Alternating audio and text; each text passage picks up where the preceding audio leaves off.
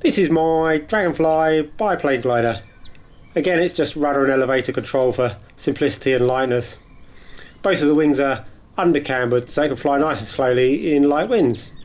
You may have seen this glider in some of my earlier videos when it was all red in colour, but I recovered the fuselage after a small bit of damage to the lower wing. I built a few models with a similar tail arrangement to this one, where the elevator sits on top of the fuselage and in front of the rudder.